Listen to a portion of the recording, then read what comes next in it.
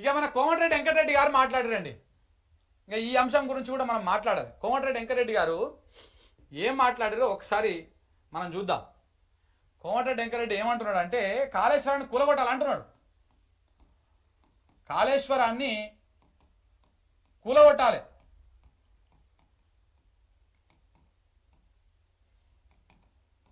మంత్రి కోమటి ముద్దుగా మన నల్గొండ బిడ్డలు ఈయన జ్యూస్ మంత్రి అని పిలుచుకుంటారు. సో మా కోమటిరెడ్డి వెంకటరెడ్డి గారు ఏమంటున్నారో ఒకసారి చూద్దాం. ఇగో కాళేశ్వరం మొత్తం కొట్టుకపోయింది, దాన్ని మనం ఏం చేయలేం, 3 డ్యాములు కూడా తీసేయాల్సిందే, నేను సివిల్ ఇంజనీర్ చేశాను నాకు తెలియదా అని చెప్పేసి మన కోమటిరెడ్డి గారు చెప్తారు. ఒకసారి వినండి సార్ ఏం చెప్తున్నాడు వినండి. జర కొంత అర్థం కాదు, జర అర్థం చేసుకోవడానికి ప్రయత్నం చేయండి. కొంత నత్తిపోతుంటుంది, కొంత ఇబ్బంది అవుతుంటుంది, మీరు అర్థం చేసుకోండి కొంచెం.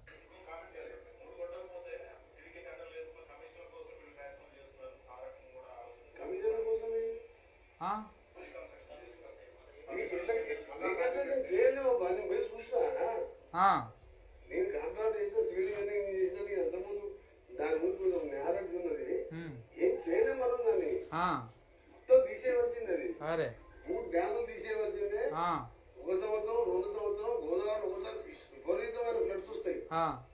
3 వాసైతో చెప్పి ఎన్డీఎస్సీ మేధావులతో కూడిన సెంట్రల్ గవర్నమెంట్ చట్టపరంగా కూడిన ఎన్డీఎస్సీ ఇచ్చిన రిపోర్ట్ 3 పట్టుకోపోతాయి, నీళ్ళు ఆపోద్దని చెప్తే మళ్ళీ మీరు దాని గురించి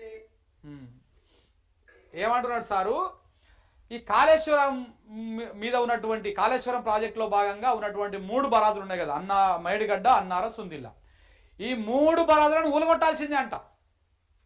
ఈ కాంగ్రెస్ అంటే కూలగొట్టేటిదే, కట్టేటిది ఏం కాదు. వీళ్ళు కట్టాలన్నా కానీ ఒక గవర్నమెంట్ స్టార్ట్ చేస్తే ఒక 3 గవర్నమెంట్లు అయిపోయినాక అది పూర్తి అవుతుంది. వీళ్ళు కట్టాలంటే అంటే ఈ ఈ ఈ ముఖ్యమంత్రి స్టార్ట్ చేస్తే ఈ ముఖ్యమంత్రి తినాలి, ఆ ప్రాజెక్టు పేరు చెప్పుకొని పైసలు, తర్వాత వచ్చినోడు తినాలి, తర్వాత వచ్చినోడు తినాలి, ఆ తర్వాత వచ్చినోడు దాన్ని ప్రారంభించాలి. ఒక 3-4 తరాలు తినాలన్నమాట వీళ్ళు ఒక్క ప్రాజెక్టు కంప్లీట్ కావాలంటే. అట్లనే ప్రతి ప్రాజెక్ట్ అట్లనే కంప్లీట్ అయింది. కట్టిర్రు కాంగ్రెస్ వాళ్ళకి అట్లే అనట్లేదు, కానీ ఎప్పుడు స్టార్ట్ చేసిర్రు, ఎప్పుడు పూర్తి చేసిరు అనేది మ్యాటర్. ఎల్ఎంపీలు ఎప్పుడు స్టార్ట్ చేసిర్రు, కేసీఆర్ వచ్చినాక దాన్ని పూర్తి చేసిండు. మిడ్ మానేర్ ఎప్పుడు స్టార్ట్ చేసిర్రు, కేసీఆర్ వచ్చినాక దాన్ని పూర్తి చేసిరు. మళ్ళీ ఇంకా ఇన్ని చెప్తున్నటువంటి మన కోమటిరెడ్డి వెంకటరెడ్డి గారు ఆ మేడిగా మన మిడ్ మానేర్ని కట్టింది ఎవరు? నీ తమ్ముడే. కడితే అది కడుతున్నానే విక్కొని పోయింది వరద వచ్చి.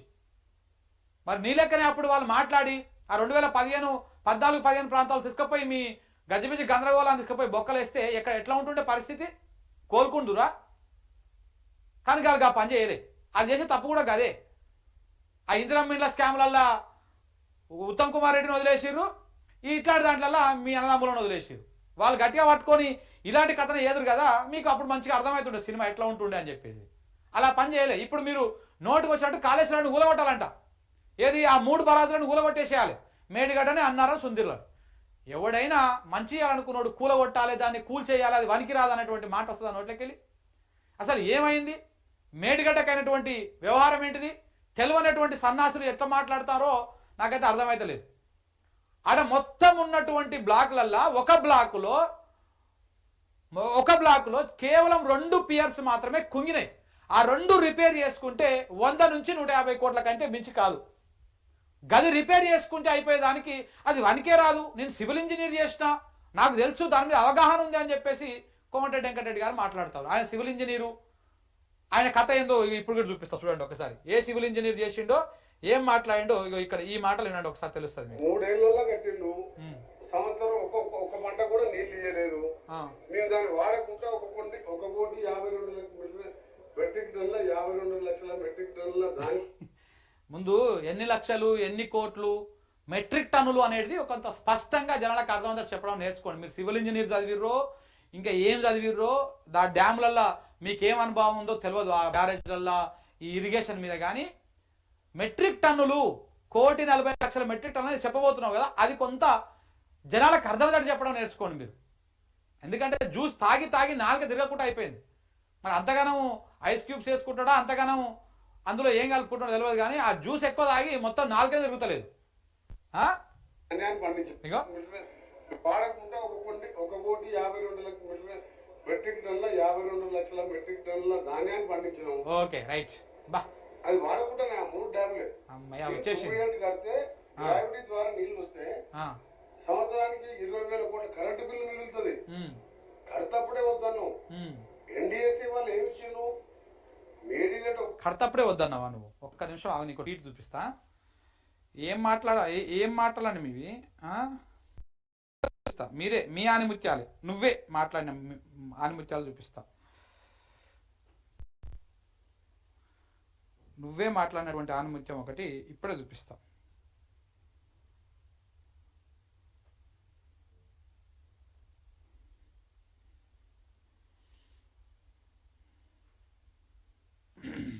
ఒక్కటి నిమిషం మిత్రులారా.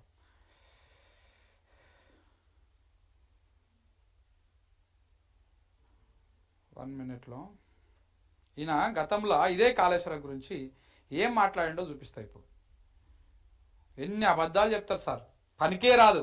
నేను సివిల్ ఇంజనీర్ని, నీ సివిల్ ఇంజనీర్ మరి ఆ రోజు ఎడవండి, అది పనికి రానప్పుడు ఆయలట మాట్లాడినావు.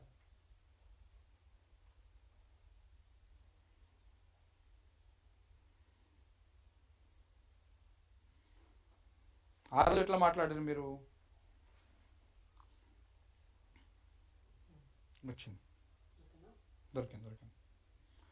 దొరుకుతాయి. మన వెంకటన్న ఈజీగా దొరుకుతాయి, ప్రాబ్లం ఏం లేదు. వెంకటన్న ఆనిముత్యాలు చాలా ఉంటాయి. ఇగో మీరు గతంలో ఏం మాట్లాడారో ఒకసారి ఇటు చూడండి.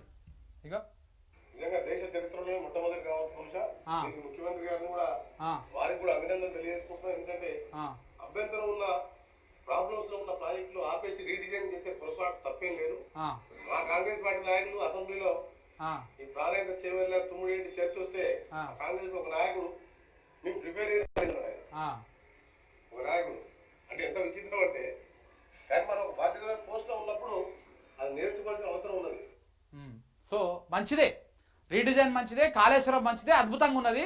మా నాయకులకే మాట్లాడ రాలేదు, మా నాయకులకే తెలియలేదు. ఈయన ఎవరన్నాడు? ఉత్తమ్ కుమార్ రెడ్డిని ఉద్దేశించి అన్నాడు ఈ మాట. మేము ప్రిపేర్ అయ్యి రాలేదని ఆయన గతంలో అప్పట్లో అన్నాడు ఉత్తమ్ కుమార్ రెడ్డి గారు ప్రతిపక్ష నాయకుడిగా ఉన్నప్పుడు. సో అప్పుడు ఆయన ఉద్దేశించి ఈయన మాట్లాడిన మాటలు, కాళేశ్వరం అద్భుతం, ముఖ్యమంత్రి గారి నిర్ణయం మంచిది, రీడిజైన్ అవసరమే, దీని మీద మాట్లాడుతుంది మా వాళ్ళకి చేత కాలేదు, మేము ప్రిపేర్ అయ్యి రాలేదని చెప్పేసి చెప్పిండు గతంలో. ఇదే కోమటిరెడ్డి గారు ఇప్పుడేమో గిట్లా మాట్లాడుతారు. ముత్తి మధ్య సంవత్సరం ఒక్క పంట కూడా నీళ్ళు ఇయ్యలేదు.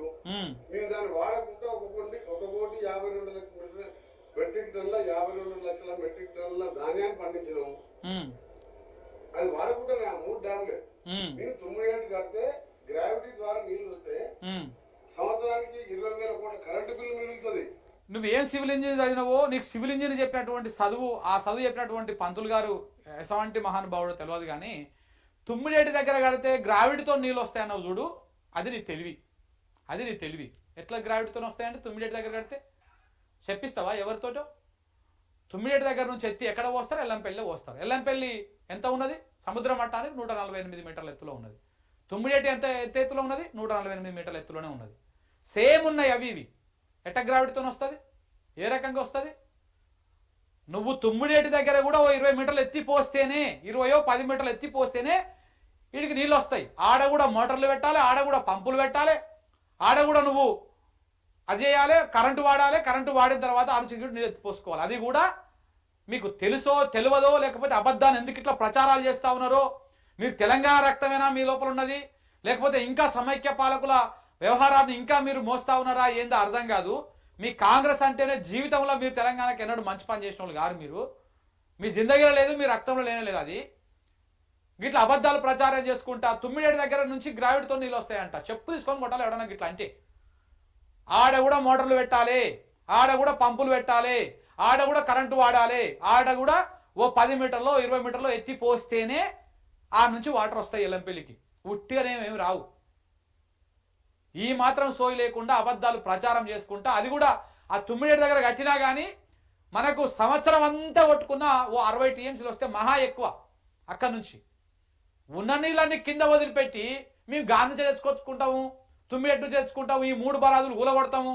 ఇదేం దిక్కుమాలిన వ్యవహారం అండి? మీకు తెలివి ఉందా? తెలివి లేదా? లేకపోతే మీరు ఒక మూర్ఖపు ఆలోచనలతో ఉన్నారా? రాష్ట్రాన్ని బాగుపరిచే ఉద్దేశం మీకు లేదా? రైతాంగాన్ని నిలిచే ఉద్దేశం లేదా? ఇంకా చెప్పు, ఏం చెప్తావు? కడతప్పుడే వద్దన్నావు. వాళ్ళు ఏమిచ్చారు ఏమిచ్చారు? మేడిగడ్డ ఒకటే కూలిపోయింది, ఇప్పుడు అన్నారం సుందిలో కూడా త్వరలో కూలిపోతుంది. చూపిస్తావా అట్లా? లేకపోతే రాజీనామా చేయాలి నువ్వు చెప్తున్నా. ఇప్పుడు ఇది ఒక్కటి కూలిపోయింది, త్వరలో అన్నారం మేడిగడ్డ కూలుతుంది అనేటువంటి పదాన్ని ఆ ఎన్డీఎస్సీ రిపోర్ట్లో చూపిస్తారా? చూపించకపోతే ముక్కు నెలకు రాసి రాజీనామా చేసి వెళ్ళిపోవాలి కోమటిరెడ్డి వెంకరెడ్డి గారు. పోయి ఇంట్లో కూర్చొని నువ్వు జ్యూస్ 4 గ్లాసులు తాగు, 4 ఫుల్ బాటిల్ తాగు, మాకేం అభ్యంతరం లేదు. కానీ మీరు ఈ రకంగా అబద్ధాలు చెప్పొద్దు. మీడియా ఉంది కదా, మనకు అనుకూలమైనటువంటి మీడియా ఉంది కదా అని చెప్పేసి ఇట్లా తప్పుడు ప్రచారాలు చేయొద్దు, గుర్తుపెట్టుకోండి. చెప్పి ఇంకా ఒక పెద్ద వర్షం వస్తే కూలిపోద్దని చెప్పిండ్రు. ఎవరు చెప్పిరు? బ్యారేజీ కుంగిన తర్వాత కూడా 2 పియర్స్ కుంగిన తర్వాత కూడా మొన్న గోదావరిలో అత్యధికంగా ఫ్లడ్ కూడా వచ్చింది.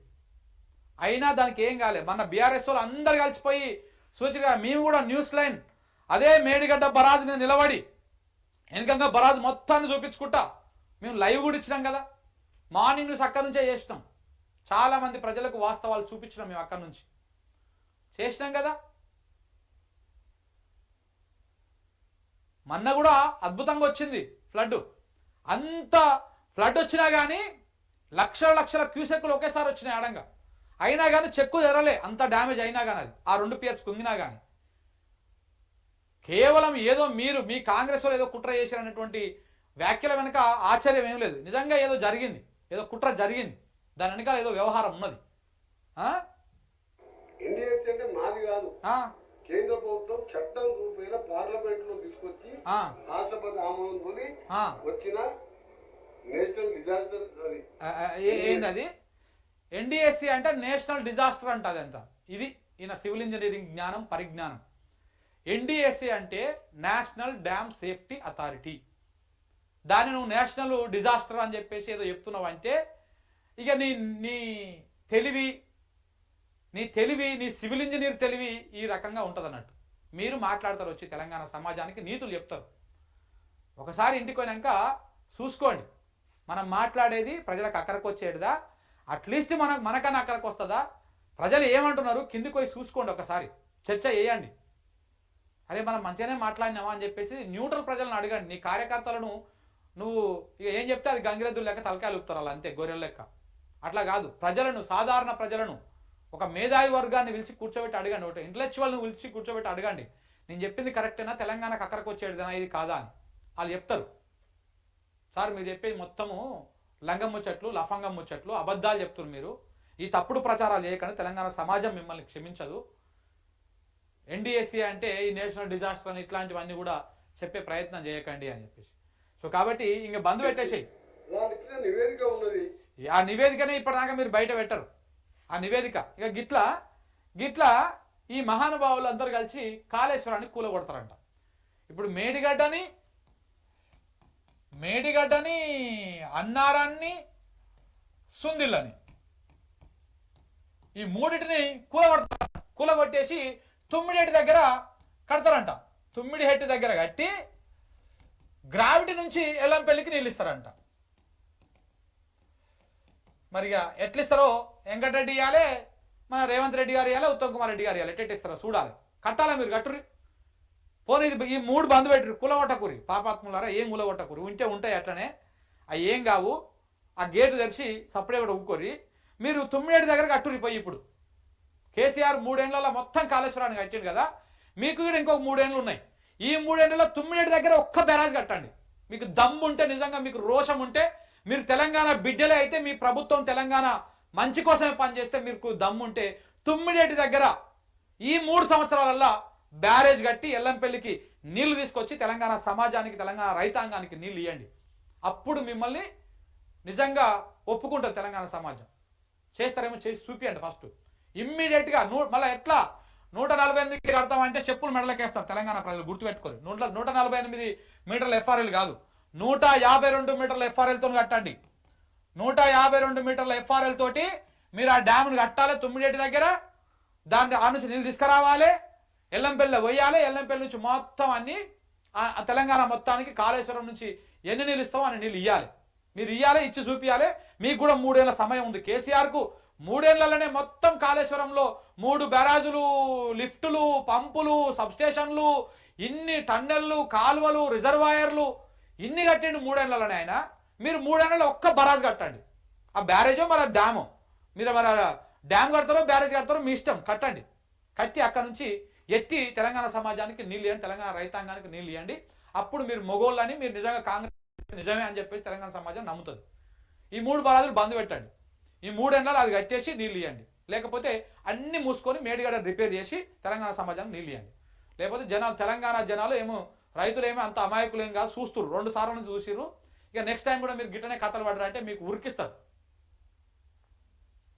ఆ పని చేయండి. లేకపోతే తుమ్మిడి దగ్గరనే బ్యారేజ్ కట్టేసి చేయండి. కాళేశ్వరాన్ని కూలగొడతాం, ఇవి చేస్తాం అని చేతగాని ముచ్చట్లు, ఈ ముచ్చట్లు చెప్పకండి, ఇక బంద్ చేసేయండి.